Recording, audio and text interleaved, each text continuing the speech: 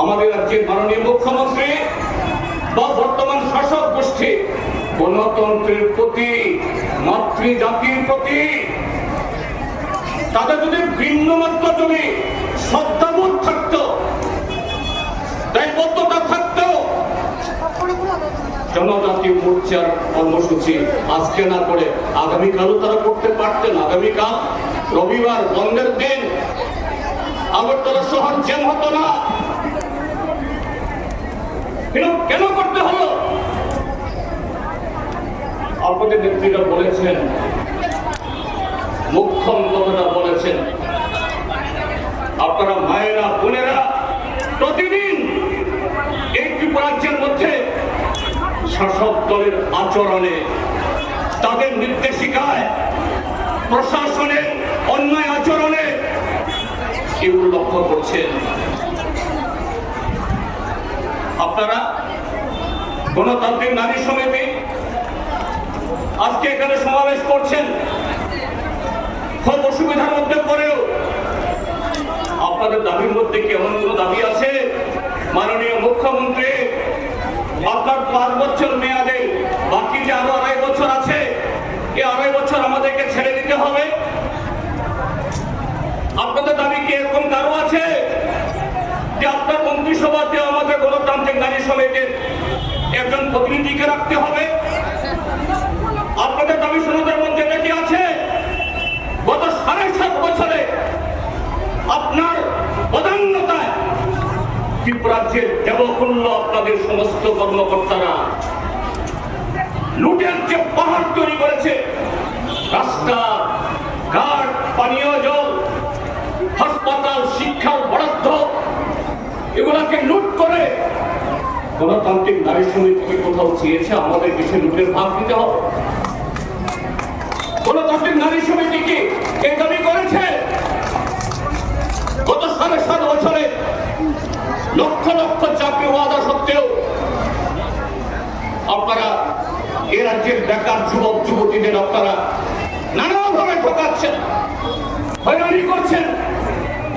যত সামান্য ছেলে কোটাদের 2-4টা চাকরি হয়, তার সীমাভাগ চলে যায় ওই আসামে, পশ্চিমবাংলাতে, বিহারে, উত্তরপ্রদেশে। অন্য রাজ্যের চাকরির প্রার্থী কি করে? যে চাকরি ত্রিপুরাজ্যের যারা স্থায়ী বাসিন্দা তাদেরই হওয়ার কথা, আপনার কি কেউ চেয়েছেন যে না শুধুমাত্র গণতান্ত্রিক নারী সমিতির সন্তান সন্ততি তাদের পরিবারের লোককে দিতে হবে? না, এই দাবি আপনারা আজকেও করেননি, এই দাবি আপনারা কোনোদিনই করেন না। গণতান্ত্রিক নারী সমিতি কি দাবি উত্থাপন করে?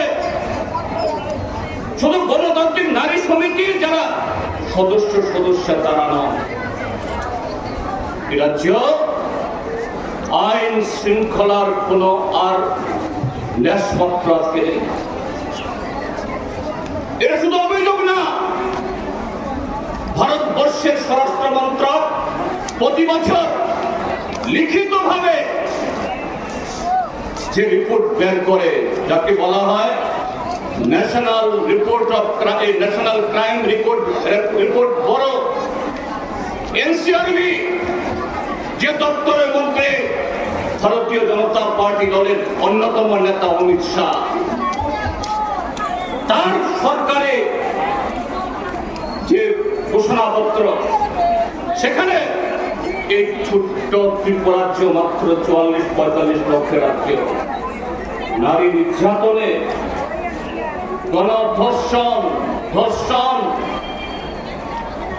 গণধর্ষণ করার পর হত্যা, ছিনতাই, পাচার, পারিবারিক অপরাধ, আরো নানাভাবে এই সমস্ত অপরাধে ত্রিপুরা রাজ্য এই ভারতবর্ষের 20 কোটি, 15 কোটি, 10 কোটি যে সমস্ত রাজ্য জনসংখ্যা, এদেরকে ছাড়িয়ে তাদেরকে পেছনে ফেলে ত্রিপুরাজ্যের নাম 1 নম্বরে জল করে।